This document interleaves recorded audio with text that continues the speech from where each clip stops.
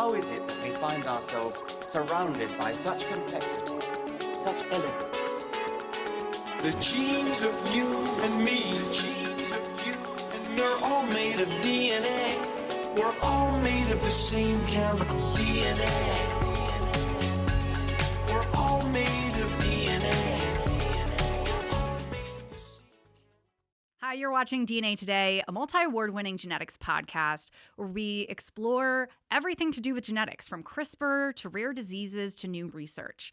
We have won the Science and Medicine Podcast Award for many years now. We have hundreds of episodes, and we really hope you enjoy these conversations where we dive into so many genetic concepts. I'm Kira Deneen, a certified genetic counselor, and your host. We have a famous bioethicist joining us in this episode. He's a professor of bioethics and founding head of the Division of Medical Ethics at NYU School of Medicine's Department of Population Health in New York City. And for those in the genetic counseling space, his name might sound familiar to you, as he was the co-editor for Genetic Counseling, Ethical Challenges and Consequences. Welcome to the show, Dr. Arthur Caplan. Very pleased to be here. Thanks for having me, Kira.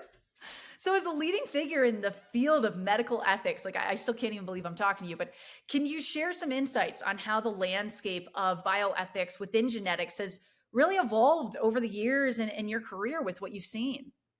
Yeah, well, I've been in the field a long time. So when genetics first came up, it was with respect to large-scale screening programs for Tay-Sachs and for sickle cell.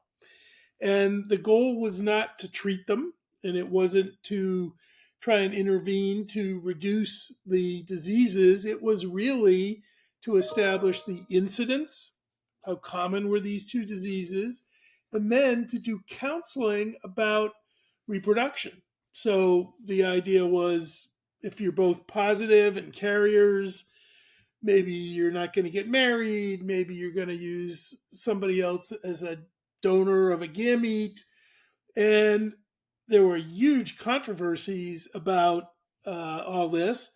For sickle cell, nobody knew the difference between sickle cell trait and sickle cell disease. At least a couple states passed laws saying, well, we're not going to let anybody join the National Guard Air Force in the state of Georgia because sickle cell disease will put them at risk of dying if they go at high altitude, which was wrong. It was aimed at trait, not disease. And I'm not even sure anybody was going to be a pilot of anything if they had sickle cell disease. And groups were afraid to be stigmatized. Could we do screening programs? Could we recruit people at synagogues to see if they were carriers for Tay-Sachs? And was that going to make it hard for them to get insurance? And would people sort of think, that group has some kind of biological inherent problem, privacy, who was going to know, who was going to counsel them? By the way, primitive genetic counseling at that time, maybe the Sarah Lawrence program and one or two others, but there weren't oodles. Not that there are so many genetic counselors today, but trust me, there were very few back then. Yes. And now, today, we see a whole different world of ethics and genetics. At the level of reproduction, we have pre-implantation genetic testing, with even companies suggesting commercially that you should come to their clinic and have your embryo screened even if you're not infertile, but to avoid diseases, or maybe they suggest to make a better baby, a little bit eugenic-like. And which they is have controversial if we even have enough information to genetically test and 100%. I mean, I don't think it's ready for prime time, but that's the ethics issue. Mm-hmm. If you want to do it and you have the money, why shouldn't you be able to do it? And some of the professional societies have not been outspoken about, is this ready, and should we condemn it? We have other genetic issues like gene therapy, where people are going in and trying to repair diseases like sickle cell, for example. What am I trying to say? Diseases like hemophilia. And targeting other diseases, spinal ataxia. So you have genetic engineering that no one would have thought about as a dream 30 years ago. Genetic counseling, there are many more counselors, but some now work primarily with difficult cases, genetic diseases. They're specialists.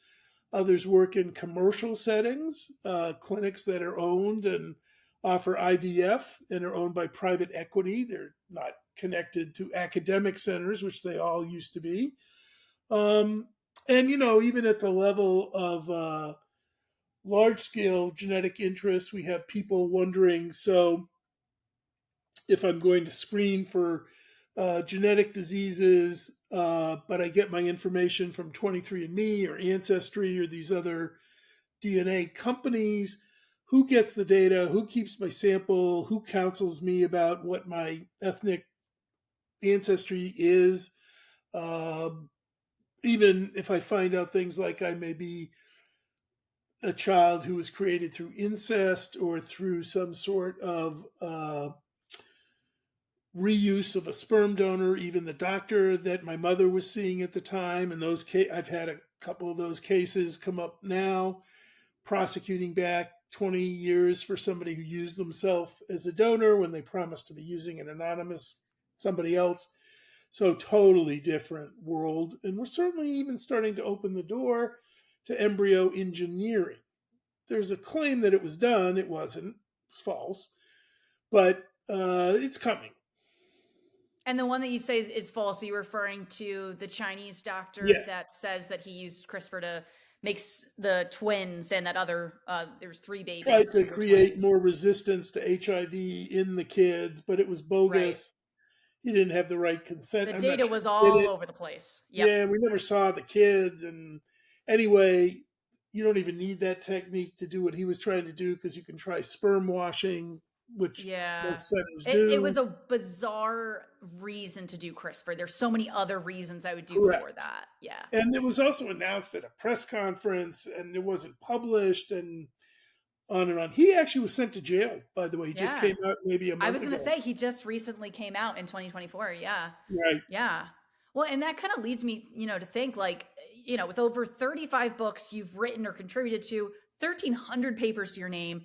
Obviously, as I was preparing for this interview, I was like, how do I even narrow down what to talk about with you? I mean, you've had an incredible I hope you career. Read them all. Every single one. Every single one. Since we booked the interview, I've not slept. I've only drank coffee. One prominent paper to me out of all of these is your 2015 CRISPR one that's been cited over 200 times. So, I mean, we're referencing, this doctrine. I don't like to say his name because I feel like that gives him credit. Yeah. So I kind of tend not to. But what are some of the primary ethical concerns surrounding using CRISPR of editing the human germline, as this scientist claims he did? But obviously it was an uproar when this happened, end of 2018, I think it was. November, December is when that kind of was announced. What are some of your ethical concerns? I'll just mention 4. There are many. One is, have you done enough animal work to justify going to humans? Because it should be tested. Let's see if you're hitting the right target. Is there any off-site hitting by the CRISPR tool? Second, what's the appropriate engineering you want to try? I don't think HIV resistance was it. There are ways to handle that. But we could argue about what other diseases might be, single mutation, likely to be treatable. Hemophilia kind of fits that model. But third, there are a lot of people with hemophilia who get medicines and blood transfusions and remarkably have shown no interest in gene therapy. It's actually being underutilized as a CRISPR-based engineering technique. So is there a need? Can you establish before you do it that people are going to seek this out? And then we have issues around consent.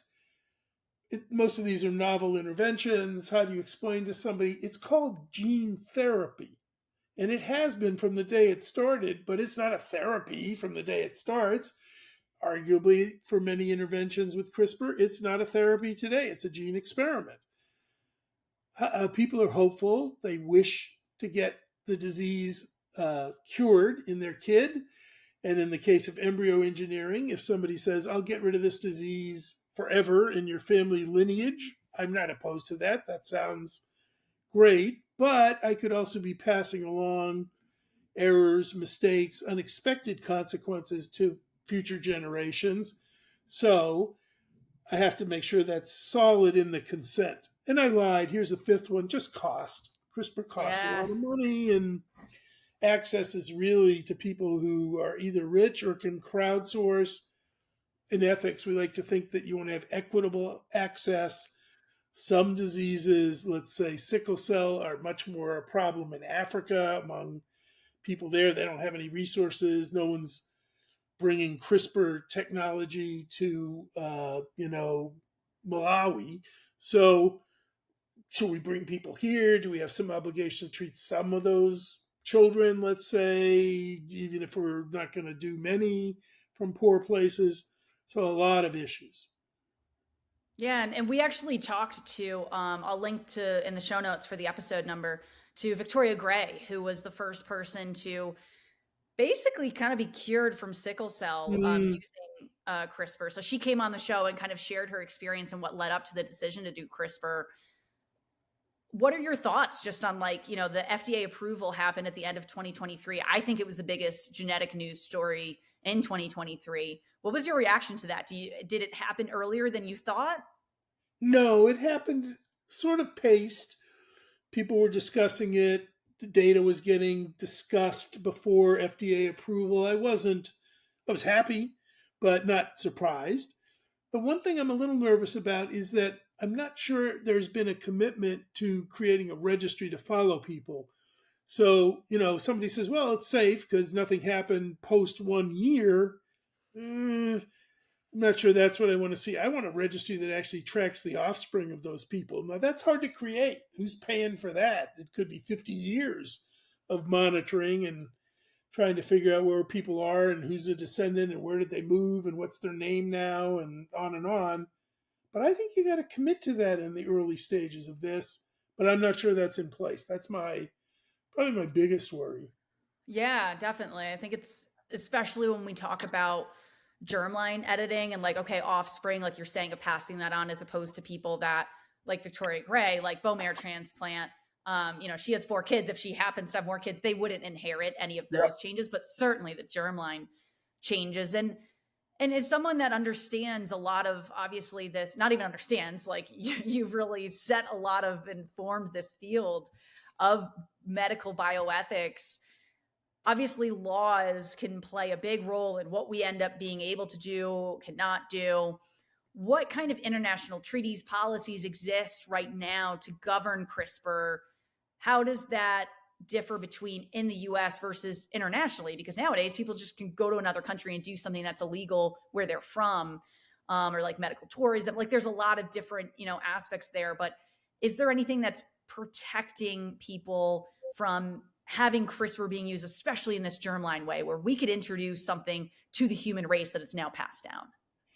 So for somatic cell CRISPR engineering, which isn't passed down, it's basically regulated as a biologic product.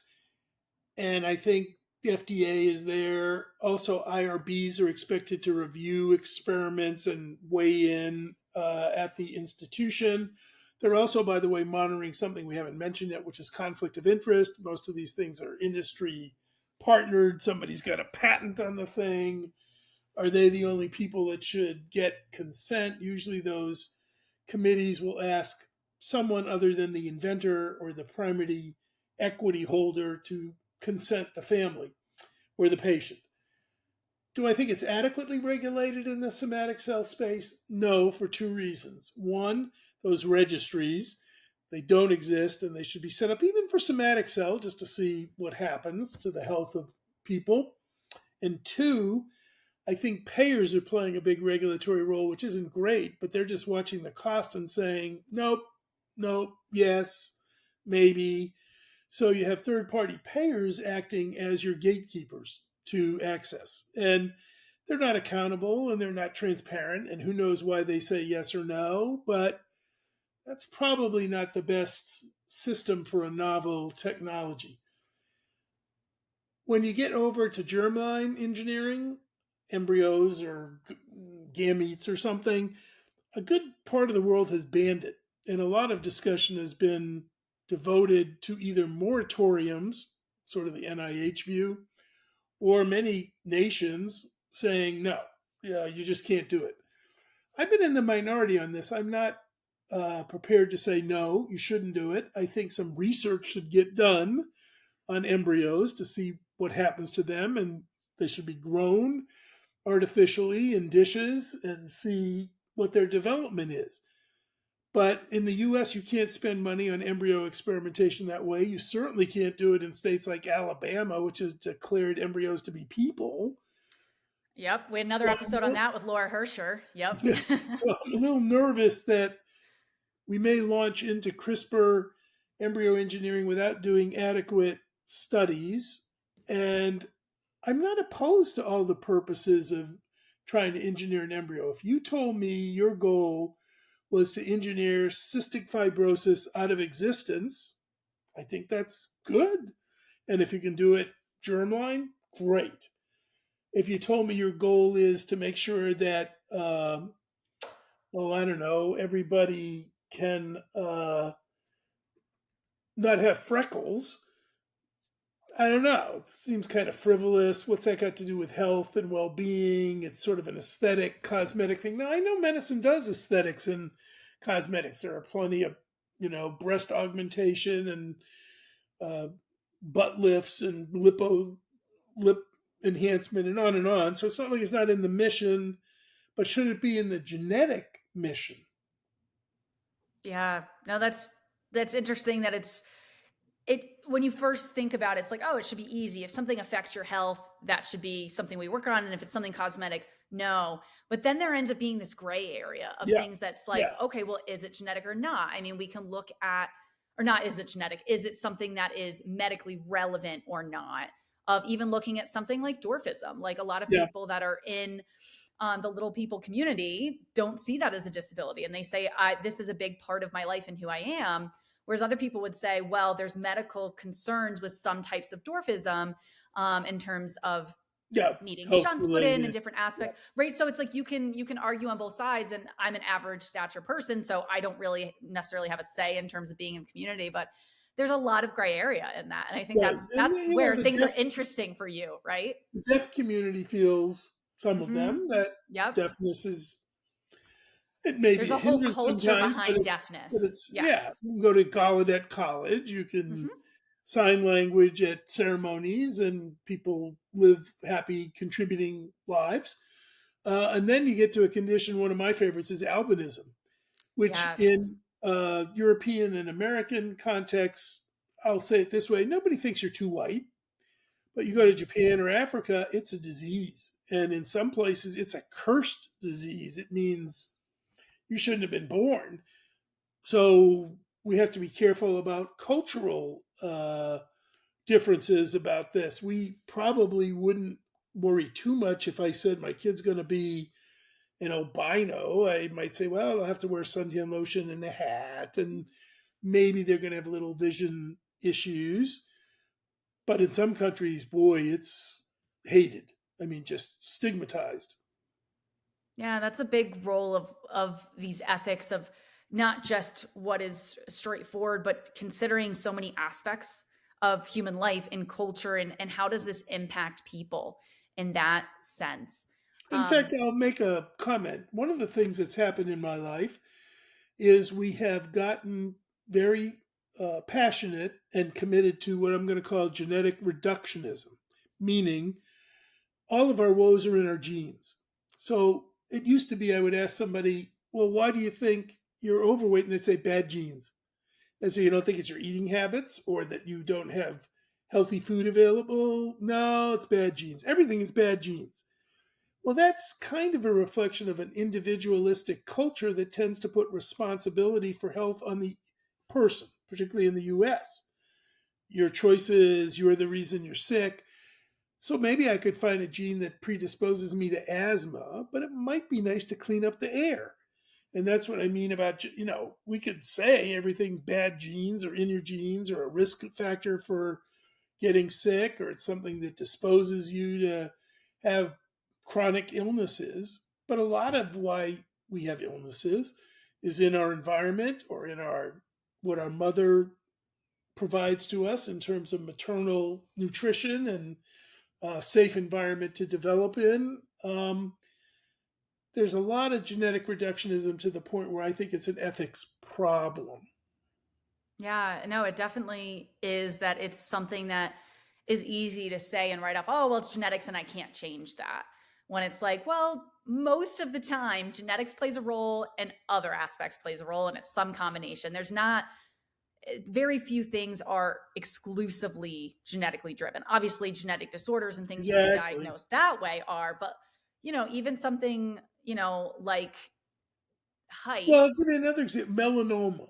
So we're all melanoma, there we excited go. about genetics and that, but it's like we should be excited about wearing a hat, suntan lotion, stay out of the sun. They're kind of simple measures that we should take so we don't get badly burned and this sort of thing. And yet we're all kind of, we got to find those melanoma genes and we got to CRISPR out whatever the propensity is to melanoma. It might be a little cheaper and a little more easier to go through to just wear a hat. Right. Yeah, I would think so. Pick one up at Goodwill for $1 and Right. yeah, I think it's interesting because yeah, that's a really good example of, I'm of Irish descent. There is skin cancer that has been in my family. So I know that, but I take that in a sense of I'm motivated because I'm predisposed genetically with my fair skin to develop skin cancer. I'm putting sunblock on every day. I just moved to the desert. So every day, even sitting in front of the window, right? So, and I'm wearing a hat and doing all of this. So I think but people can take that the opposite way. Well, I'm screwed because this is just in my Yeah. genetics. Yeah. Yeah. Bad genes. Bad genes. Bad What can I genes. do? Yeah. Yeah. So a big topic in the last, I would say, year and a half has been AI, really in every aspect of what people are Mm. talking about nowadays. One of your most recent publications this year in 2024 was about AI. And obviously this is rapidly advancing. What are your worries in terms of the impact on genetics? I mean, a lot of it, we don't even understand how it could impact, but from your initial thoughts and kind of what you discussed in the paper. Well, I think AI is overhyped. That's my first comment. I don't think, Ooh, controversial take. I love it. just saying I can process a lot of information through open source AI and scan the New York Times and have it spit back information about some genetic issue. So what? I mean, that's nice. You're just faster at reading the encyclopedia than you were before, but it doesn't mean you're smart or intelligent or empathetic or anything else. So when I say overhyped, I'm not thrilled yet about the online telemedicine genetic counselor. I'm not really excited about a lot of let's Google up my disease and see what AI is going to spit back to me about it.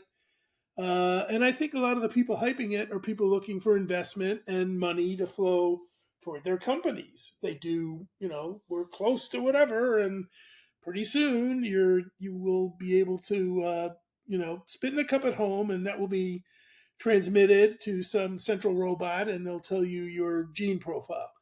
That day will come. It's just coming tomorrow morning.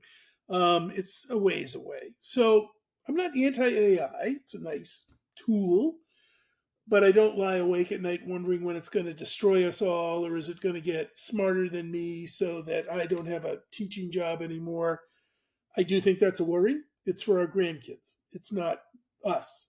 What we need to worry about is how to make sure the information is accurate. Is open source AI anything anybody ever should offer? And I would argue at this point, no. There's too much junk that you're going to encounter on the internet. Closed source stuff vetted by experts to supplement human genetic doctors or counselors, great. I have no problem with that, but you gotta control your information sources in a way. Of course, AI looks intelligent. It's processing information much faster than any of us can, and it can remind people you missed this diagnosis, or did you think about that possibility? Great. But taking over healthcare just in that sector alone, not ready. Yeah, I agree with that. I think it's in its infancy and it will have a major role. But I think in even my career and lifetime, it's going to very much need to be a tool that people are using and integrating in what they're already doing. Yeah, I think it's useful for augmentation. It's not useful for replacement. Now, there are certain jobs. We know on assembly lines, robots build cars. So I'm not saying it couldn't replace workers. But in healthcare, it's just not ready to do that yet. Yeah, no, I think it will be interesting to see how it develops, but encouraging that you're not laying awake at night being like, oh my God, AI is going to be such a problem, because you've had such an amazing long career with such an impact in our field of medical ethics. So, I mean, thank you so much for coming on and just kind of chatting with me about all of this. It's very, very fun to just pick your brain. And I encourage people to read the papers that we referenced. I'll put that in the show notes along with the episodes I referenced. But Dr. Kaplan, this was really cool. And by the way, if you want, throw up my email. Somebody has a question or they want to lead, I'm happy to answer. So it's just arthur.kaplan@nyumc.org. That's fine. All right, great. I will certainly do that. So you guys can check that out in the show notes if you didn't catch that. Dr. Kaplan, thank you so much. This is very cool. And thank you again for contributing so much to our field. Thanks for watching DNA Today. To access all of our episodes, head over to dnatoday.com. We also have a lot of bonus content on there that you can enjoy. If you have any questions, comments, suggestions, guest pitches, you name it, send them in to info@dnatoday.com. We'd also really appreciate if you could take a moment to rate and review the podcast on Apple, Spotify, wherever you listen to the show. It really helps more nerds like yourself find the show. Also, if you like giveaways and other ways to connect with us, I recommend following us on social. We're at DNA Today Podcast. We also have a Patreon if you want to be the most level involved in the show. That's also at DNA Today Podcast. Thank you so much for listening and watching. Join us next time to learn and discover new advances in the world of genetics. We're all made of DNA. We're all made of the same chemical DNA.